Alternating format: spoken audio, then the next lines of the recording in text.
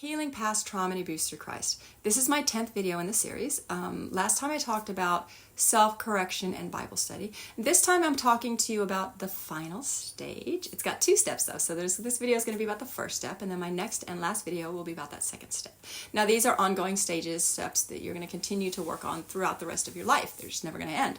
But this one is really hard for me. This is giving up control to God. It was hard. It was so hard. So a lot of people who suffer trauma and abuse, especially in their childhood, they tend to become really controlling. They want to control. I wanted to control everything in my life because I felt like if I was in control, then people were not going to hurt me. And when other people were in control, I got hurt really, really badly. And so I was not going to let other people control what happened to me. There was no way that anybody else was ever going to have control over my life. It just wasn't going to happen. I couldn't trust that with anyone. And I couldn't trust, like, the adults in my life that I turned to, they just didn't help me. So it wasn't even like this one person damaged my ability to trust. It was this entire failure of a system in my life where adult after adult after adult after adult after adult failed to save me. And because of that, I just didn't trust anybody. So I was going to control things. And that was a survival technique that I used to make it through my childhood. And it was needed at the time. I needed it. I couldn't have gotten through it without it. But as I moved into my adulthood life, it changed, right? It turned me into like a really negative person, and I was very manipulative. I was going to arrange people as I wanted them in my life. And that way, if I'm always in control and I know where everybody's at and what everybody's doing, I'm never going to be surprised. I'm never going to be hurt. And of course, that is an illusion. That is a lie. And I learned that in this stage, that I didn't actually ever control anything that I thought I was controlling.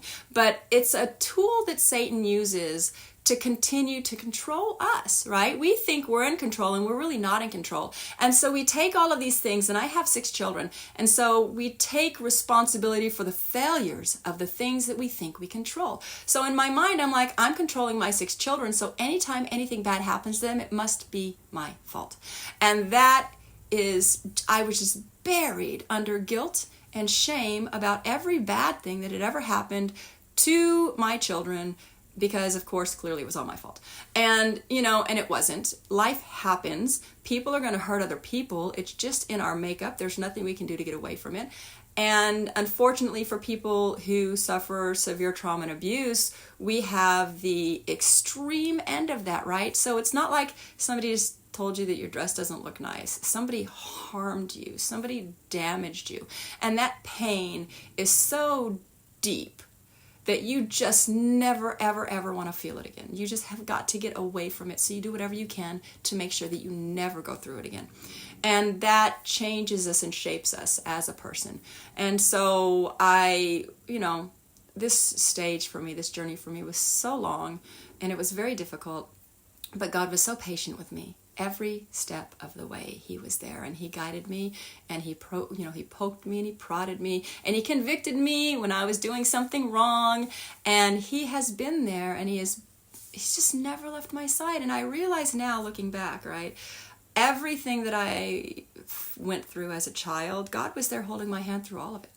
I was never alone in it. So, but that's for the next video. So for this video, giving up control. You have got to do it. You've got to give up control. And for me, right, I got to this point and God was telling me, it's time. You've got to give control up. You didn't have control in the first place, but you've got to give up the illusion that you had control. And in my OCD mind, right, my OCD brain, and it's like, kind of like you're in a speeding car that's racing toward a cliff and you take your hands off the wheel. It is counterintuitive. Why am I going to do that? How am I going to do that? I cannot do it. And I couldn't do it all at once.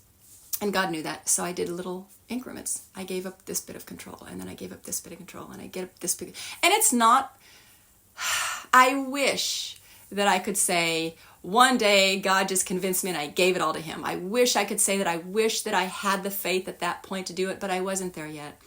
And that was okay. God understood that, and God will understand that you are wherever you are in your journey. So I gave up little things, right? I'll give up this control. I'll give up this control, this illusion of control, this illusion of control, this illusion of control. And every single time I did, God rewarded me rewarded me with peace. He rewarded me with joy. He rewarded me with prosperity. The surrender to God was really, it was freeing. Because if you are not in control of everything, then you are not responsible for those things when they go wrong either. And let's just be very genuine and honest. God is way better at everything than you will ever be or I will ever be. So giving God control over things, you've got a far better shot of success, right? God is going to make you successful in the things that you do if you have given him control. And that's really where you have to be at this point in the journey. If you've gone through those other steps with me and they're working for you, the next stage for me was this control thing. I had to give it up.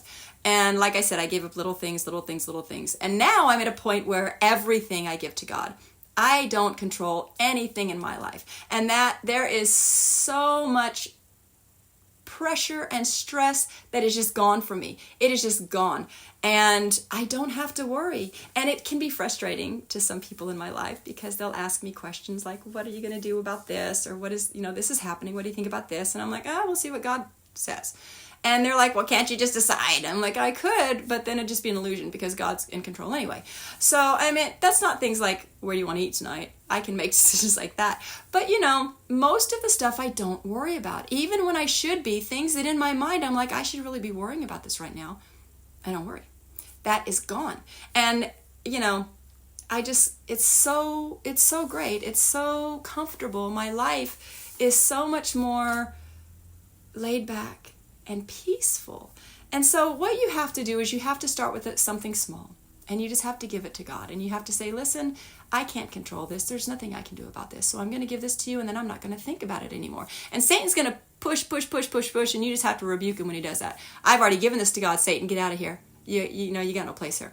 And you just really have to trust that process. And God is going to show you just through those tiny little steps that he is going to do things for you that you cannot even imagine. And he's going to find ways to bless your life. And, and it's things that you couldn't even possibly see. And like I said, God doesn't exist in the natural. He exists in the supernatural. The things that he has planned are things that we cannot even imagine because we see things here right in front of us. And he sees all things, all time, all places. And so you have got to trust in God in this process. Now I am finally, like I said, at a place where I've given up control of everything to God. And I no longer stress and I no longer worry about things. And I am such a completely different person than I was just a couple years ago. Because a couple years ago, I was this tightly wound ball of stress and anxiety. And I'm taking Xanax for, anxiety. And I can't sleep at night. So I'm taking Ambien to sleep. And like all of this crazy stuff just pressing in on me. And I don't take any of that medication anymore.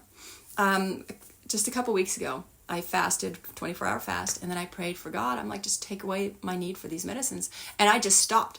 And I was taking Xanax and Ambien for about 25 years. 25 years, every single day I took that medication. And then I prayed, I fasted, I prayed, I stopped taking it. And I stopped. I didn't wean off of it. I stopped. And I don't need it anymore. And you know why I don't need it anymore? Because God is in control, and I know that God is in control, and I don't worry about anything, because even if something bad happens here on earth, I know where I'm going, and I know what the end is.